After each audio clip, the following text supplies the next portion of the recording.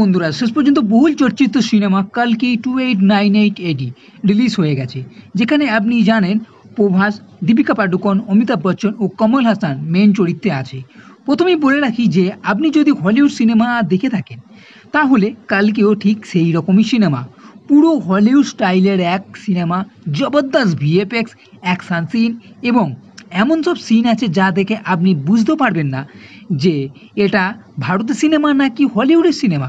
আপনাকে আগে থেকে না যদি বলা হয় যে এটা হলিউডের সিনেমা, তাহলে আপনি ভেবে নেবেন যে এটা ভারতের নয়, হলিউডেরই সিনেমা। এই সিনেমা কিন্তু অনেকটাই লম্বা, 3 ঘন্টার কাছে, যার ফার্স্ট হাফ কাহিনীকে বিল্ড আপ করার জন্য চলে গেছে এবং ফার্স্ট হাফ আমার কাছে কিছুটা স্লো বলে মনে হয়েছে, তবে বোরিং সিন কখনোই নেই। আর এখানে অ্যাকশন সিনও আছে, কিছুটা কমেডিও আছে। আর সেকেন্ড হাফ থেকে তো কাহিনী কোনো কথাই বলবে না বস, একদম জবরদস্ত অ্যাকশানে ভরপুর। আর এর সঙ্গে সিনেমার শেষের 35 মিনিটের ক্লাইম্যাক্সও 76 পয়সা উসুল সিনেমা যাকে বলে।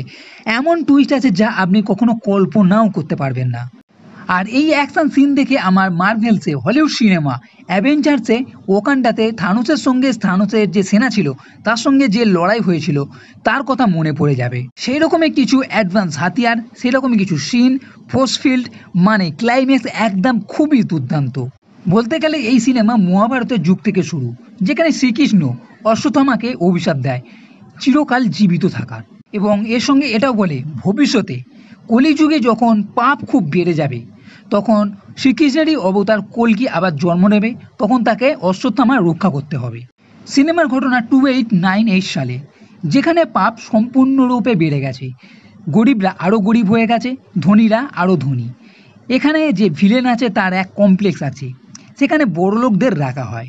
আর গোপনে একটা প্রজেক্ট করছে গর্ভবতী মহিলাদের থেকে এক সিরাম তৈরি করার। এদেরই মধ্যে আছে দীপিকা, মানে যার গর্ভে আছে এই কল্কি। এইবার অশ্বত্থামা এই সুমিকে কিভাবে রক্ষা করবে। আর এখানে আরও একটা রিবেল গ্রুপ আছে সাম্বালা নামে, যারা এখনও দেবতাকে মেনে চলে এবং যাদের বিশ্বাস এই কল্কি আবার অবতরণ করবে।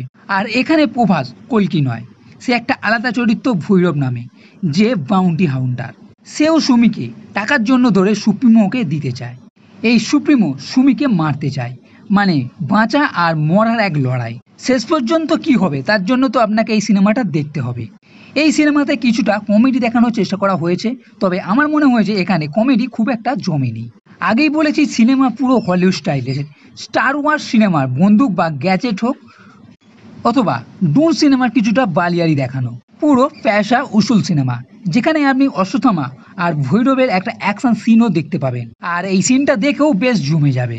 এই সিনেমা থেকে আপনার এটা মনে হতে পারে যে সিনেমার হিরো তো প্রভাস, কিন্তু তার চরিত্র এখানে কিছুটা খাপছাড়া আর আটপাটা ও স্ক্রিন প্লেসও কিছুটা কম মনে হতে পারে। কিন্তু ক্লাইম্যাক্সে যে টুইস্ট দেখানো হয়েছে সেটা থেকেই স্পষ্ট যে পরের পার্টের সিনেমাতে প্রভাসের জন্য একটা বড় ভূমিকা আছে। আর এটা স্পষ্ট করে দেখানো হয়েছে যে এটা তো সবে শুরু মাত্র, কারণ কালকি ইউনিভার্সের এটা ফার্স্ট সিনেমা, আর এর পরেরও আরও অনেক সিনেমা আসতে চলেছে। মাইথোলজিক্যালের উপর ভিত্তি করে ভবিষ্যতের কাহিনী বলা এই সিনেমা আপনার নিঃসন্দেহে ভালো লাগবে। এর সঙ্গে অমিতাভ বচ্চনের অশ্বত্থামা যে চরিত্র আছে সেটা দেখেই আপনার দুর্দান্ত লাগবে। এর সঙ্গে কমল হাসান সুপ্রিমো লিডার বা ভিলেন, তাকে দেখেও আপনি ভরকে যাবেন। সব দিক থেকে দেখলে কালকি নিশ্চিন্তে দেখার মতো সিনেমা। ফার্স্ট হাফটা আমার মতো অনেকেরই কিছুটা স্লো মনে হতে পারে, তবে পুরো সিনেমা দেখার পর বলতেই হবে কালকি 2898 ফাটিয়ে দেবে এবং 76 বিজনেস করতে চলেছে। তাই দেরি না করে এই সিনেমা আপনি দেখে নিতে পারেন। এর সঙ্গে এটাও আবারও বারবার বলছি যে যে কোনো হলিউড সিনেমাকে টক্কর দিতে পারে এই কালকি সিনেমা। তো বন্ধুরা, এই ভিডিও যদি ভালো লেগে থাকে তাহলে লাইক করো, শেয়ার করো, কমেন্ট করো, আর এই চ্যানেলটি সাবস্ক্রাইব করতে কখনোই ভুলবে না। এই ভিডিওটি দেখার জন্য ধন্যবাদ।